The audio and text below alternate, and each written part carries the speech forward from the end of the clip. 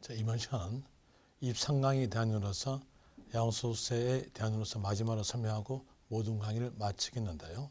여기에 대한 이유로서 양도소득세 계산 구조에 대한 내용이 여러분 시험에서 가장 마이너 파트이기 때문에 전번 강의에서 양도소득세 세액 산정까지 전부 다 하였음으로써 다시 여기에 대한 내용을 재차 복습해 줍니다. 복습해 주니까 여러분들은 여기에 대한 내용으로서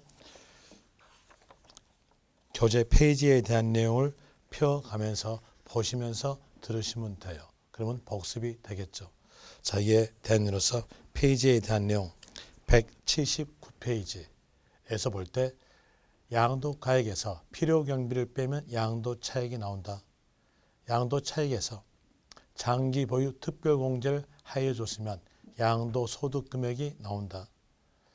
양도소득금액에서 기본공제를 빼주면 과세표준이 산출되고요. 그리고 과세표준에다가 세율을 곱하게 되면 양도소득세 세액이 산출된다 이렇게 나오죠. 거기에서 제일 먼저 보는 것은 양도가액을 먼저 보는데 양도가액이 실지거래가에 있다면 취득가액도 실지거래가에 따라가고 양도가액이 기준시가에 있다면 취득가액도 기준시가에 따라가서 양도차익을 산정한다. 이렇게 양도차익 산정 방법에 대한 내용은 실지 거래가액 방법, 기준시가 방법 이렇게 두 개가 있는데 그 둘 중에서 원칙은 실가에 의해서 양도차익을 산정한다 이렇게 나오죠. 그리고 또 다시 180페이지에 대한 내용으로 가볼 때에 실지거래가에 의해서 양도차익을 산정할 때 토지, 건물을 함께 취득하거나 양도했다. 토지, 건물을 함께 취득하거나 양도한 경우에 대한 내용은 상가 건물을 말합니다. 상가 건물을 양도했다면 거기에서 일괄 양도가액으로서 계산하지 않고 건물 따로, 토지 따로 해서 구분 계산한다. 라는 으로서 구별하시면 될 것이고 또 토지, 건물의 구분이 분명치 않을 때는 기준시가 비율로서 안분한다. 라는 으로서 나와주고요. 그리고 양도가액까지 양도가액의 뜻에 대한 내용은 실지 거래가에 의한 돈 들어온 금액, 실지 거래가에 의한 총 수익 금액을 말한다. 그러면서 이 상황에 따라서 양도가액 정기가 나오겠죠. 상황에 따라서 양도가액 정할 때 양도가액을 알 수 없는 경우 이렇게 나왔다면 그때는 추계결정 순서로서 매일 감기 걸려서 양도한다 하겠죠. 매매사례가, 감정가, 기준시가, 순이다. 여기서 조심하실 점 양도가로서 나온다면 환산가는 적용되지 않는다. 이런 것을 아시고요. 그리고 실지거래가가 분명치 않다. 이렇게 나온다면 그렇지 않으면 취득가액이 분명치 않다. 이렇게 나온다면 그때 추계결정 순서는 매, 감, 환, 기다. 매매사례가, 감정가, 환산가, 기준시가, 순이다. 라는 의미로서 아시면 되고 또 다른 상황으로서 특수관계인과의 거래, 부당행위 계산 이렇게 나왔다면 그때에 대해서 양도가액과 취득가액은 시가다. 시가로서 아시면 되겠죠. 그런 의미로서 양도가액 결정했어요. 결정했으면 그 양도가액을 얻기 위해서 희생된 가치를 빼죠. 그게 필요경비입니다. 필요경비에 대한 이유로서는 교재상으로서 181페이지에 나오죠. 181페이지에서 필요경비는 취득가, 자본적 지출, 양도비로서 해당되는데 이 필요경비에 대한 내용은 영수증이 있어야 인정되나 취득가액만 영수증이 없다 하더라도 취득세에 대한 내용이 영수증이 없다 하더라도 인정이 되는 겁니다. 이제 구별할 거 필요경비에 대한 내용은 영수증이 있어줘야 인정된다. 그럼으로써 취득가액에 대한 내용, 자본적 지출에 대한 내용, 양도 비용에 대한 내용도 영수증이 있어줘야 인정되는데 취득세만은 영수증이 없어도 인정된다. 이런 예로서 될 것이고요. 그리고 이제 세부적 내용으로서 먼저 취득가부터 보는데 취득가액에 대한 내용은 구입대금에다가 부대비용을 더해서 결정합니다. 부대비용의 뜻은 시험에서 나오지 않으나 여러분들이 알고 있어야 취득가액에 포함될까 포함되지 않을 것을 알 수 있기 때문에 거기서 뜻을 말씀해 주면 사용 가능 시점까지 발생된 비용 대한 내용이 부대 비용 뜻이에요. 이름으로써 취득 시 중개 수수료 포함되고 법무사 수수료도 포함된다 이렇게 나와지고, 그리고 또 취득세에 대한 내용도 포함되는데 조심하실 점으로서 재산세, 종합부동산세는 매년마다 과세하니까 이건 사용 가능 이후의 비용으로서 포함되지 않는다.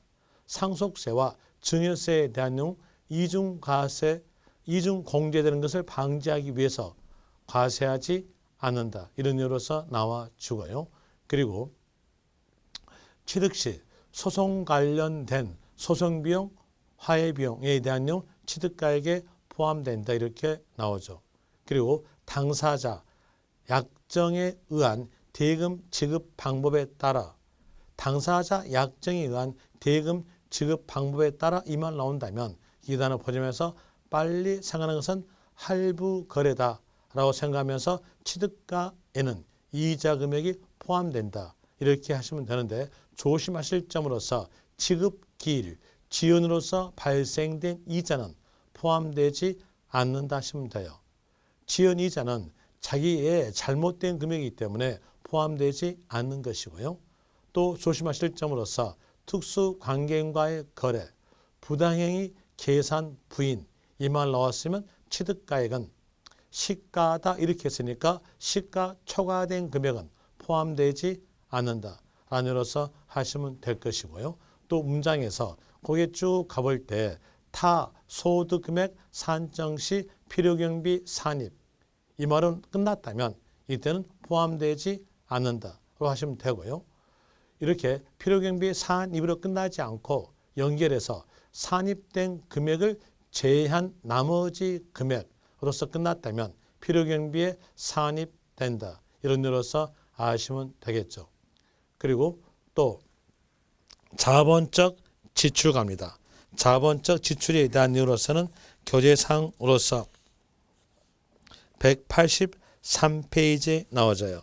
183페이지에서 자본적 지출, 자본적 지출의 뜻에 대한 내용은 취득 후의 지출로서 실질 가치가 증가되거나 내용 연수가 증가되는 지출이 자본적 지출인데, 문장을 쭉 가볼 때 계량이라는 단어, 그렇지 않으면 이용편이라는 단어, 그렇지 않으면 용도병이라는 단어가 있는 문장은 자본적 지출에 해당되는 문장이다로 하시면서 조심하실 점으로서 수익적 지출이랄지 원상회복 아니면 능률 유지라는 단어가 있으면 거기는 필요경비에 포함되지 않는다. 이렇게 하시면 됩니다. 그러면서 자본적 지출의 예시의 단위로 가볼 때에 개발부담금, 재건축부담금, 자본적 지출에 들어가는 것이고요. 수익자 부담금, 환지청산금 이렇게 나와도 자본적 지출에 해당되는 거다로 하시면 되겠죠. 그리고 또 뒷페이지에서 184페이지에서 양도비용, 양도비용의 뜻은 양도시에 소유된 직접 비용이 들어갑니다. 직접 비용이니까 거기서 조심하실 점, 간접 비용은 들어가지 않는다로 아시고, 직접 비용에 대한 내용은 수수료에 대한 내용과 금융기관에서 발생된 채권의 매각 차손이다 이렇게 알면 돼요. 그러면 충분하게 알 수 있는데, 거기에서 계약서 작성비도 수수료니까 양도비용이 들어가고, 공증비용, 인지대, 양도소득세 신고서 작성비, 중개수수료에 대한 내용이 수수료에 대한 내용이니까 해당이 된다. 하나, 대출 이자는 수수료가 아니기 때문에 양도비용에 들어가지 않는다. 또 이사 비용도 수수료가 아니기 때문에 포함되지 않는다 알 수 있을 것이고, 증권거래세 되면은 주식 거래할 때 수수료적 역할이기 때문에 증권거래세에 대한 내용도 양도비용에 들어갑니다. 그리고 금융기관에서 발생된 채권의 매각 차손에 대한 내용도 양도비용이다 이렇게 하면 되겠죠. 그런 내용으로서 이제 포괄적으로서 낼 때 실질 거래가액에 포함되지 않는 것을 직결할 수 있어요.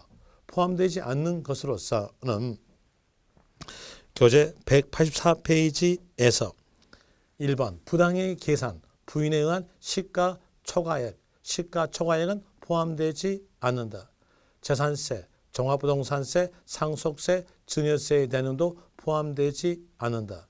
또 도장, 페인트 칠, 벽지 붙이는 것에 대한 내용 포함되지 않는 것이고 수익적 지출, 원상회복, 능률 유지 나왔으면 포함되지 않고요. 위약금에 대한 내용도 자기가 잘못된 금액이니까 포함되지 않고 대출 이자는 간접 비용이니까 포함되지 않을 것이고 지연 이자도 자기가 잘못된 금액이니까 포함되지 않죠. 또 문장을 쭉 읽어볼 때 타소득 금액 산출 시 필요경비 산입이 끝났다면 그때는 포함되지 않는다. 이런 의미로서 아시면 됩니다. 그리고 또 D페이지 가져서 페이지에 대한 내용으로서 190페이지에서 3번 배우자, 직계 존비속 간의 이율과세, 이율과세에 대한 내용으로서 페이지에 대한 내용으로서 법적 내용으로서 볼 때에 189페이지 있죠. 거주자가 양도일로부터 소급하여 5년 내, 거의 5년 내에 기억하시고 5년 내에 배우자 또는 직계 존비속에게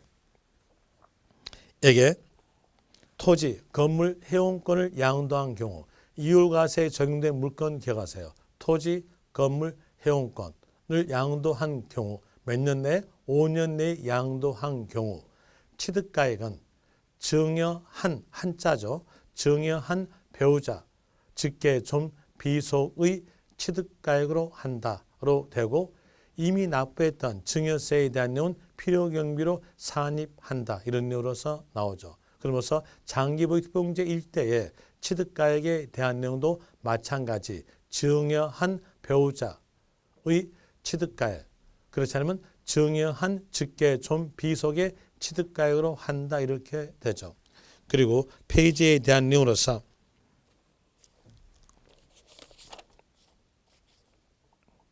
192페이지에서 장기보육 특별공제, 장기보육공제 문제 잘 나온 쪽인데 꼭 기억하신 내용으로서 조건이죠. 조건으로서는 토지, 건물로서 보유 3년 이상, 토지, 건물 보유 3년 이상 됐으면 적용되는데 여기서 조심하실 점, 토지, 건물에 들어갔다 하더라도 미등기 된 것은 장기보육 특별공제에 적용되지 않는다.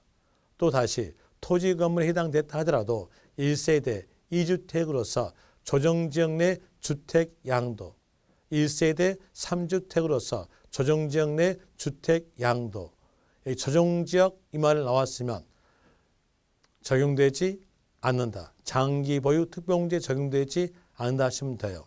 하나 1세대 2주택으로서 주택 양도, 1세대 3주택으로서 주택 양도 이렇게 조정지역이라는 말이 빠졌다면 그때에 대한 내용은 장기보유 특별공제 적용된다. 안으로서 조심하시면 될 것이고 그리고 장기보유 특별공제에 대한 으로서는 입주권도 끼어들어갑니다.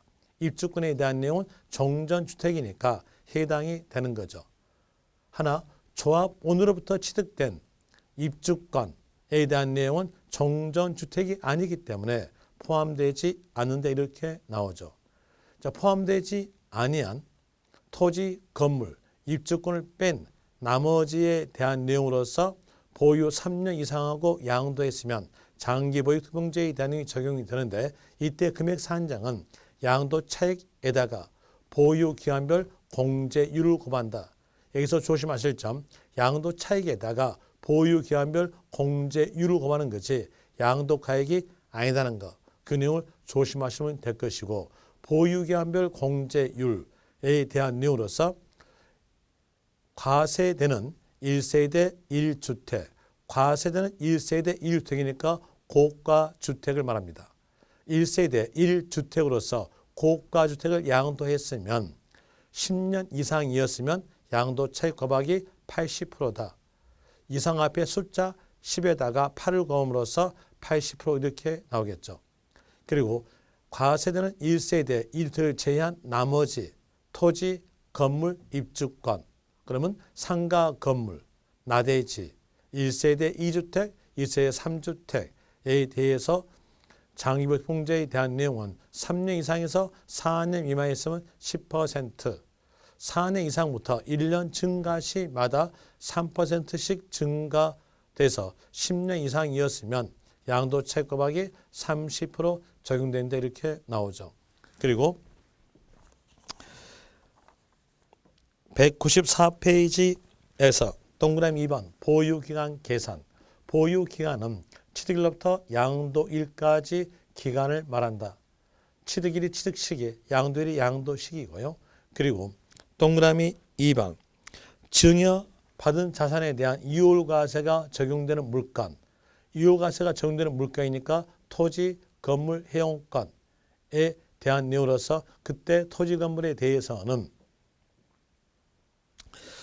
증여한 배우자 또는 직계, 좀 비속의 취득 시기로 한다. 라는 으로서 아시면 될 것이고, 그리고 입주권에 대해서는 종전주택이니까 기존 주택의 취득일로부터 관리처분 계획 인가일까지의 기간이 보유기간이다. 라는 으로서 나와주고요. 그리고 뒷페이지에서 197페이지에서 기본공제. 기본공제에 대한 내용은 연 250만 원 공제하는데 이 연에 대한 내용이 과세기간의 연으로서 1월 1일부터 12월 31일까지입니다. 1월 1일부터 12월 31일 사이에 양도했으면 250만 원 공제한다. 이런 내용으로 되기 때문에 보유기간과는 관계가 없다. 이거 기억하시고요. 뭐가요? 기본공제가요. 그리고 또 기본공제는 인적공제 역할이기 때문에 미등기를 제외한 모든 자산에 대해서 공제한다. 미등기만 공제하지 않고 나머지 자산은 공제되니까 조정지역 내 주택 양도한 경우도 기본공제 적용 가능하다. 또 비사업용 토지도 기본공제 적용 가능하고 고가주택도 기본공제 적용 가능하는데 공제하는 방법은 소득별로 공제한다. 소득별이지 자산별이 아니에요. 기본공제만 소득별, 나머지는 다 자산별입니다. 그런 이유로서 구별하시면 되고, 이 소득별이란 말은 부동산은 부동산끼리, 주식은 주식끼리, 파산상품은 파산상품끼리로서 각각 250만 원에 대한 내용이 소득별입니다. 이제 아는 것은 끼리끼리다 라는 이유로서 아시면 될 것이고, 국외자산에 대한 내용도 국내자산과 별개로 기본공제 가능하다 이렇게 나오죠. 그리고 뒷페이지 가져서 200페이지에서 세율, 세율에 대한 내용으로서 기본적 세율에 대해서는 6%부터 42%까지 누진세율. 그 내용 아시면서 이제 상황별로서 볼 때에 보유 1년 미만 여기에 대해서 부동산 권리를 양도했을 때 물론 주택과 입주권은 제외합니다. 주택과 입주권은 뒤에서 또 할 거니까 잠시 보류하고 보유 1년 미만 나왔으면 세율은 50%, 보유 1년 이상에서 2년 미만이었으면 40%, 보유 2년 이상이었으면 6%부터 42%까지 누진세율이다로 하시면 되고, 주택과 입주권 이만 나왔으면 한 단계 낮춘다. 보유 1년 미만이었을 때는 40, 보유 1년 이상이었으면 6%부터 42%까지 누진세율 되는데, 1세대 2주택으로서 조정지역 내에 주택 양도했다면 그때는 10% 할증이다. 1세대 3주택으로서 조정지역 내 주택 양도했다면 그때는 20% 할증이다. 또 조정지역 내에 분양권을 양도했다면 보유기간에 관계없이 50%다. 이렇게 하시면 되고요. 그리고 비사업용 토지는 16%부터 52%까지 누진세율 되는 것이고, 미등기 이만 나왔으면 70%다.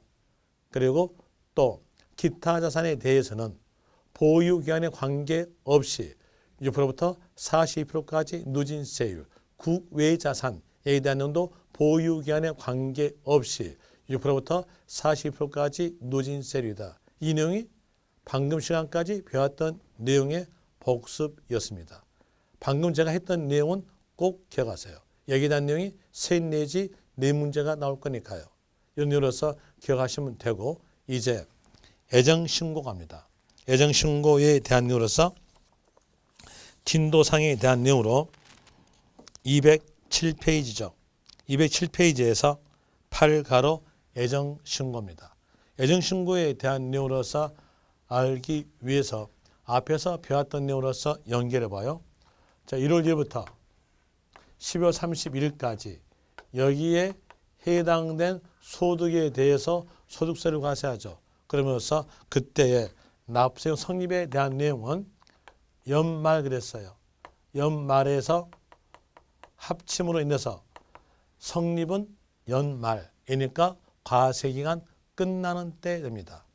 그리고 신고에 대한 내용은 자연스럽게 다음 연도에 했던 다음 연도 5월 1일부터 5월 31일까지 신고함으로써 세액이 정해진다. 라는으로서 이 신고 기간을 보고 확정 신고 기간이다. 이렇게 나오는데 확정 신고 기간은 다음 연도 5월 1일부터 5월 31일까지가 확정 신고. 이제 애정 신고예요.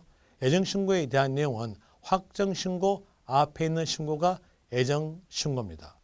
애정 신고에 대한 내용과 확정 신고를 비교해 볼 때 확정 신고 성립되고 신고하는 거죠. 그러면 애정 신고에 대한 내용도 마찬가지로 성립되고 신고하는 거예요. 이때 애정 신고에 대한 내용은 연말보다 앞에 있는 거예요. 앞에서 신고하는 거니까요. 그러면 여기에 대한 내용은 연말 앞에 있는 것은 11월 말에 대한 내용이 연말 앞에 있는 거죠. 올 앞에 있으니까 올 말이에요. 이제 애정 신고 이 말이 있으면서 뒤에서 성립으로 물어본다면 여러분들은 답하는가에 대한 으로서는 달의 말일로 아시면 되겠죠. 올 말에 대한 내용을 한글로 표현하잖아요. 올은 달이잖아요. 달의 말일에 대한 내용이 성립 현행이죠. 그리고 애정신고 기간, 애정신고 기간에 대한 내용은 양도일이 속하는 달의 말일로부터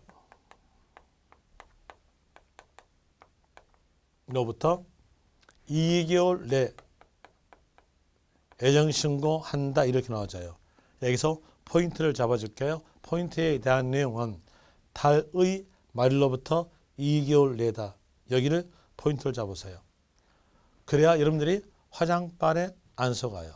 만약에 애정신고에 대한 기간은 양도일이 속한 달로부터 2개월 내다 이렇게 나온다면 여러분들은 맞는 것처럼 보입니다. 아니죠. 틀렸죠.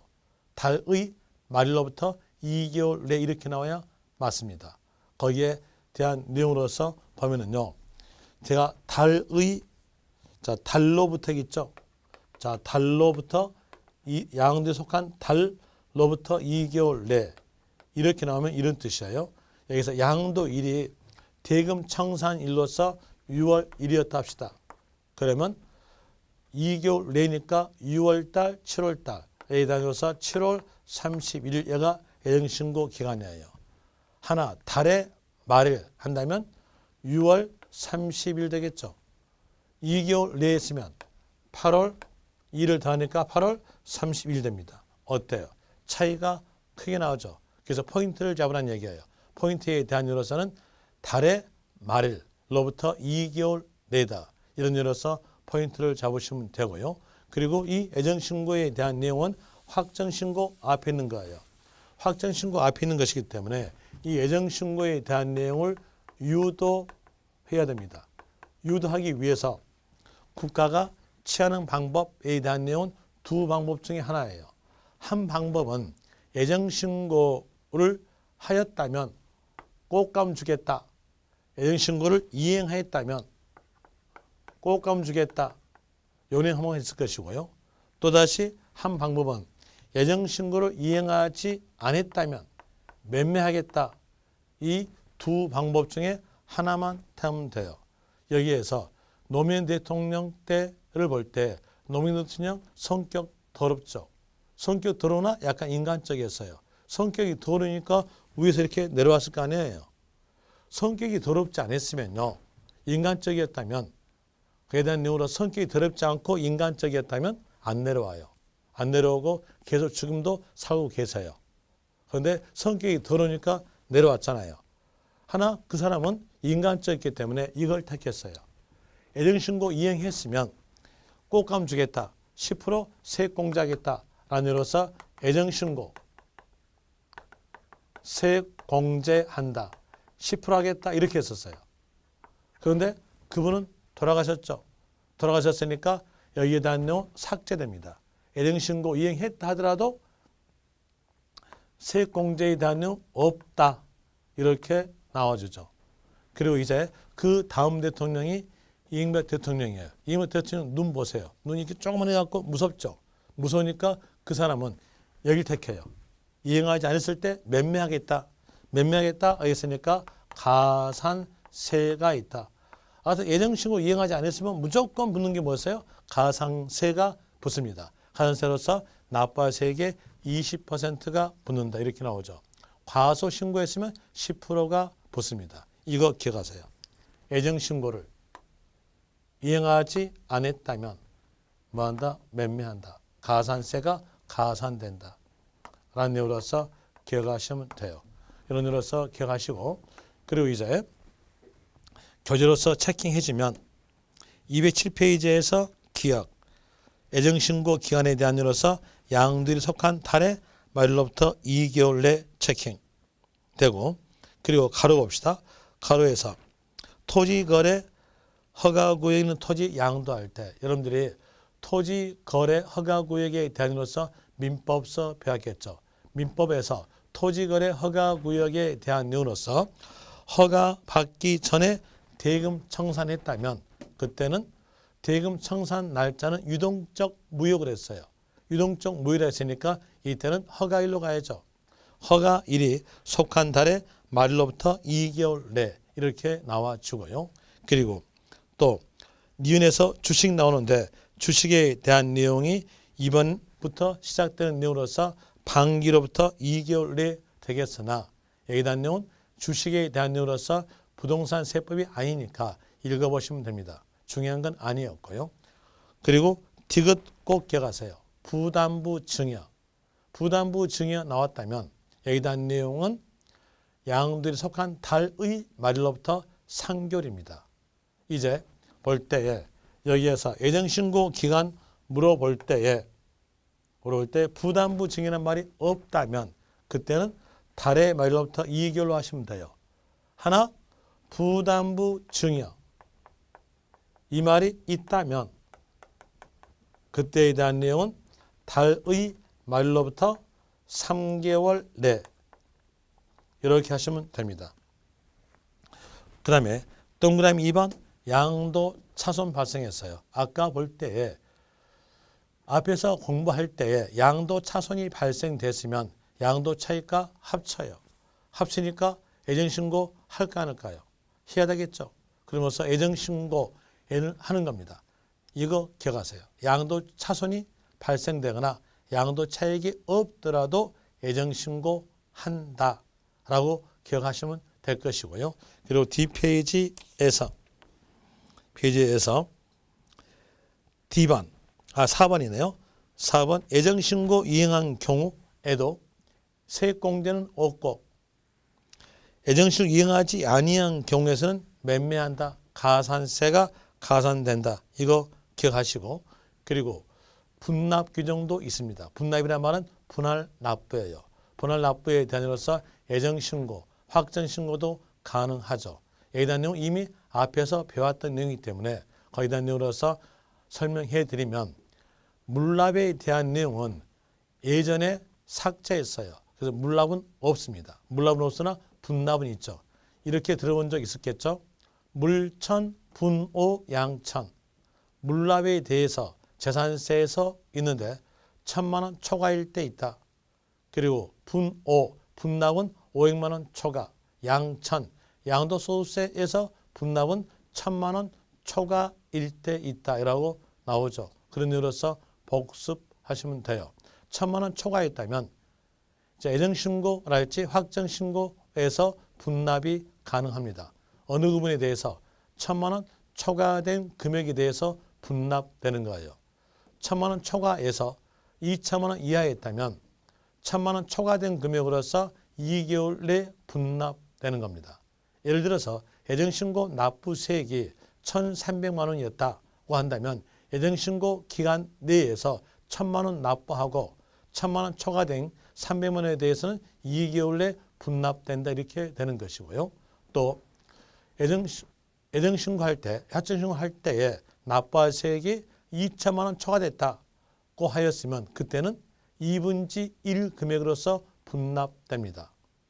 예를 들어서 애정신고할 때에 납부세액이 4천만 원이었다고 한다면 2분의 1 금액인 2천만 원에 대해서는 애정신고 기간 내에 납부하고 2분의 1 금액인 2천만 원에 대해서는 2개월 내 분납된다 이렇게 되는 거죠. 이 내용이 분납이에요. 그래서 분납에 대한 이로서는 애정신고도 가능하고 확정신고도 가능하다. 여기도 밑줄 긋고요. 그리고 9번 확정신고. 확정신고에 대한 내용으로서는 과세기간 다음날, 과세가 끝나는 다음날, 과세기간의 다음날이 아니라 제 말 잘못했네요. 과세기간의 다음 년도 5월 1일부터 5월 31일까지가 확정신고 기간이다. 그리고 과세 표준이 없거나 결손금이 발생된 경우도 확정신고하는 겁니다. 이런 일로서 되고 그리고 그 옆 페이지에서 10번에서 양도소득세 분납 나오죠. 분납에 대한 아까 설명했던 내용으로서 그 내용으로서 기억하시면 되는데 물납은 없다라고 아시면 돼요. 물납 없고요. 그리고 이제 D페이지로 가셔가지고 211페이지에서 11번 국외자산의 양도. 국외자산 양도에 대한 내용은 거주자가 해당되는데 그 거주자도 5년 이상 주소를 둔 자가 해당되는 겁니다. 여기서 기억하세요. 5년 이상. 이거 기억하세요. 5년 이상 주소를 둔 거주자가 국외자산을 양도했다면 납세 의무를 부여한다. 라는으로서 그 5년에 대한 숫자 기억하시고요. 그리고 양도소득세 과세 대상물에 대한 이유로서는 국외자산 일대에 국내 것과 같습니다. 그런데 하나만 차이점이 있어요. 하나 차이점 있는 것이 임차권이에요.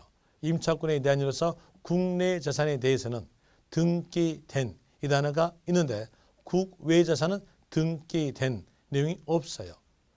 임차권에 대해서 등기되지 않았다 하더라도 국외자산은 포함됩니다. 이제 구별하세요. 국내 자산으로 나오잖아요. 그러면 임차권은 꼭 등기된 단어가 붙어야 돼요.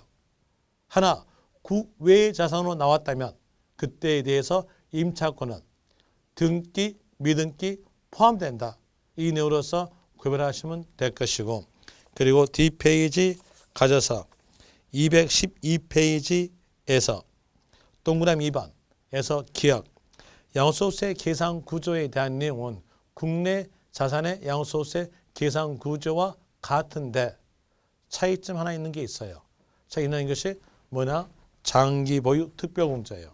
자, 이 장기 특별공제에 대한 이유로서 보면 여기에 대한 이유로서 공제해준 원인에 대한 내용이 부동산, 경기의 부양책이죠.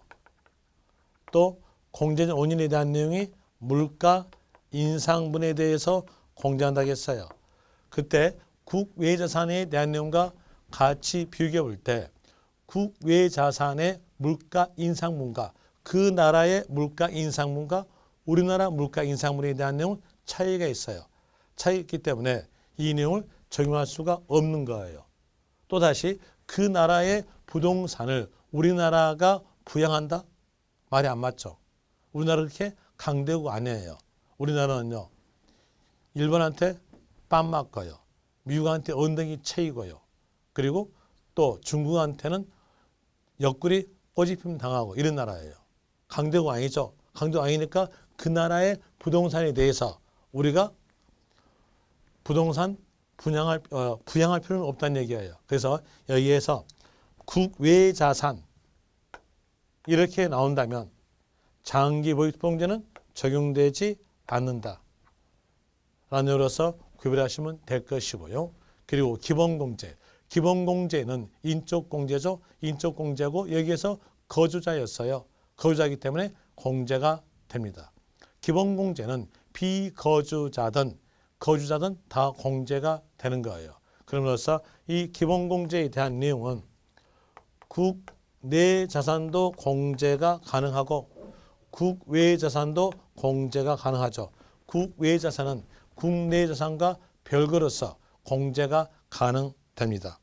그런 내용 아시고요. 그 다음에 세율. 세율로서 볼 때, 자, 세율에 대한 내용으로서는 보유 기간에 따라서 또 등기 여부에 따라서 세율이 국내에서는 달랐어요. 그런데 국외 자산에 대한 내용으로서는 보유 기간에 대한 내용 고려할 필요가 없어요. 왜 고려할 필요 없을까요? 그 국외 부동산에 대한 내용이 투기인지 투기 아닌지 우리나라가 관여할 필요가 없다는 얘기예요. 그러면서 보유한 게 없고요. 또 법을 어겼는지 어기지 않았는지에 대한 내용도 우리가 알 필요가 없어요. 그래서 이에서 국외 자산, 국외란 말만 나왔다면 세율에 대한 내용은 그대로 누진세를 하세요. 보유기간에 관계없이 등기 여부에 관계없이 6%부터 42%까지 누진세율이다. 이런 류로서 하시면 돼요. 그런 류로서 하시면 되고, 그리고 118조에서 제 118조의 6에 대한 내용으로서 동그라미 1번 1항 나오는데 거기에 대한 내용은 세액공제에 대한 내용인데요. 자, 이 세액공제에 대한 내용으로서 방법은 두 방법 중에 하나 택하는 거예요. 하나는 외국에서 부동산을 양도했을 때 국외에서 양도소득세 납부하고 그 외 자산에 대해서 국내에서 양도소득세 또 납부하면 그 내용은 국제적 이중과세예요. 국제적 이중과세를 방지하기 위해서 외국납부 세액공제를 합니다. 그 외국납부 세액공제에 대한 내용으로서는 두 방법 중에 하나, 필요방비에 넣어주는 거 하나가 있을 것이고, 그리고 또 세액 산정한 후에 여기에서 외국납부 세액공제 하는 경우 두 방법 중에 하나를 우리가 선택하는 거예요. 이 두 방법 중에 하나 선택에 대한 내용으로서 가는데 거기에서 어떤 게 선택하는 게 낫냐면은요, 필요경비에다가 넣어주는 게 낫습니다.